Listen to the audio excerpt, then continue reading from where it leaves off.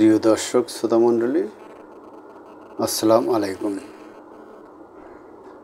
নানা ছলাকলা করে প্রহসনের নির্বাচন করে গোটা দেশটাকে একটা বিরাট জেলখানা বানিয়ে বহু লোককে হত্যা করে, বহু লোকের বিরুদ্ধে মামলা করে, জিম্মি করে, আহত করে আপনি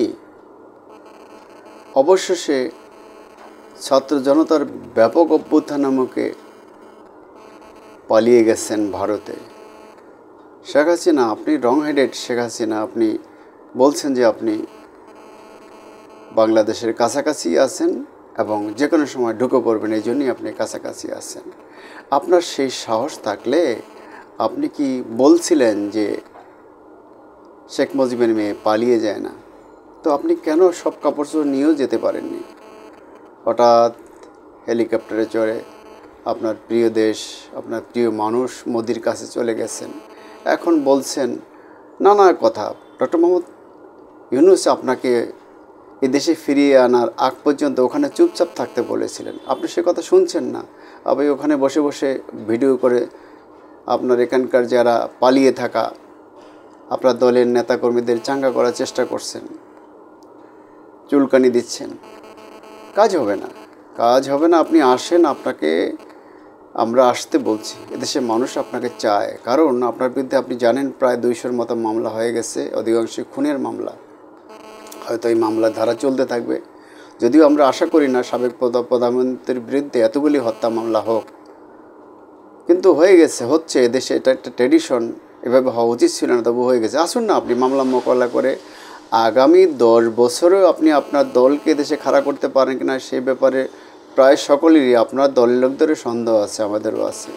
তারপরে যখন আপনি এই খুচরা কথাগুলো বলছেন, হাস্যকর কথাগুলো বলছেন, আপনি তো বলছেন যে ডক্টর মোহাম্মদ ইউনূস নাকি এসেই তার মামলাগুলি প্রত্যাহার করে নিয়েছে। আপনি কি করেছিলেন? সেই ফখরুদ্দিন মঈনুদ্দিনের সরকারের আপনি ক্ষমতায় এসে নির্বাচন করে ক্ষমতায় এসে আপনি কি করেছিলেন? আপনার বিরুদ্ধে সবগুলো মামলা আপনি প্রত্যাহার করে নিয়েছেন। ইভেন আপনার শুধু না, আপনার দলে যত নেতাকর্মী আছে সকলের মামলাই প্রত্যাহার করে নিয়েছেন। প্রত্যাহার করে নেননি কারগুলো? বেগম খালেদা জিয়া এবং তারেক জিয়ার মামলাগুলো আপনি প্রত্যাহার করেন, বরং নতুন নতুন মামলা দিয়েছেন তাদের বিরুদ্ধে। তো আপনার তো যদি আপনার মিনিমাম নীতিবোধ, নৈতিকতা, লজ্জা, শরম থাকতো, তাহলে আপনি এভাবে বলতে পারতেন না। আপনি যেই পাপগুলো করেছেন আরেকজন সেগুলো করছে, সেটা অন্যায় আমরা বলতে পারি। এই কালচার থাকলে ভালো হতো যে না, আমরা মামলা মোকদ্দমাগুলো মোকাবেলা করে আইনি ফয়সালার মধ্যে দিয়ে তারিখ যেটা করতে চাচ্ছেন, ভালো উদ্যোগ। কিন্তু আপনি তো সেগুলো করেননি। যেগুলো আপনি করেননি সেগুলো আপনি বলেন কীভাবে? আপনি বলছিলেন 59 বছরে রাজনীতি ছেড়ে দেবেন। আপনি কি ছেড়েছিলেন? আপনি তো 77 বছর পর্যন্ত টেনে নিয়েছেন।